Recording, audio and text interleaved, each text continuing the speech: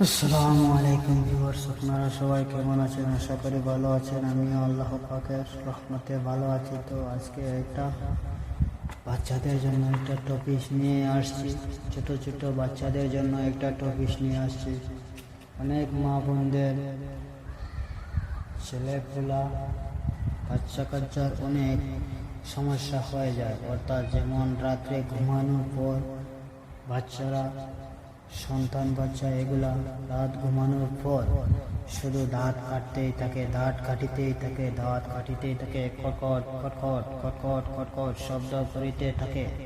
তাই তাদের জন্য আজকে একটা টপিক নিয়ে আসছি। টপিকটা অনেক ভালো এবং অনেক পাওয়ারফুল। আমি আগেও বলছি, এখনও বলি যে আমি যতগুলো টপিক আপনাদের মাঝে নিয়ে আসি, যতটা ভিডিও বানাইয়ে নিয়ে আসি আপনাদের মাঝে, প্রত্যেকটা ভিডিও অরিজিনাল কিতাব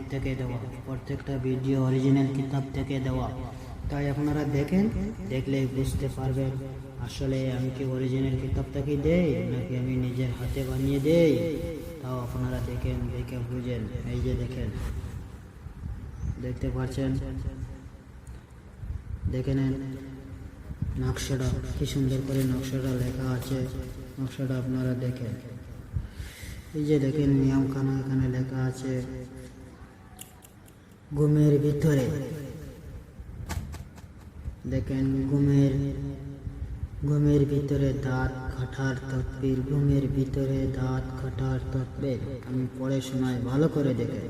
নিম্নে নকশা কাগজে লিখিয়া গলায় কবজ বানাইয়া বাঁধিয়া দিলে আল্লাহর রহমতে দাঁত কাটা বন্ধ হইয়া যাইবে। অর্থাৎ যে শিশু রাত্রে ঘুমের মধ্যে দাঁত কাটে কটকট কটকট শব্দ করে, সেই কবজটা সুন্দর করে লেখে নেবেন। জাফরান খালি দ্বারা লেখলে ভালো হয়।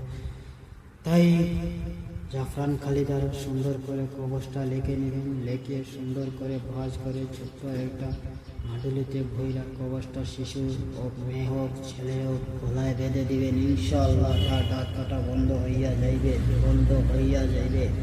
নকশাখানা আপনারা ভালো করে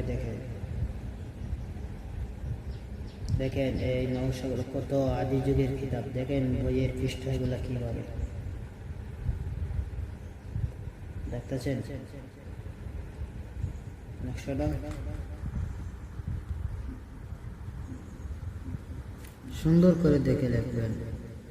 লেখায় যাতে ভুল হয় না সেদিকে কখনো ভুল করবেন না। নকশা ভুল করলে বিপরীত ক্ষতি হবে। তাই নকশা কখনো ভুল করা যাবে না।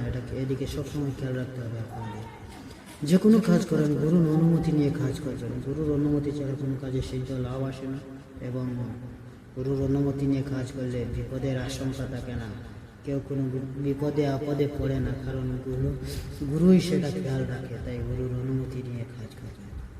গুরু মানে এই না যে শুধু কাজের জন্য।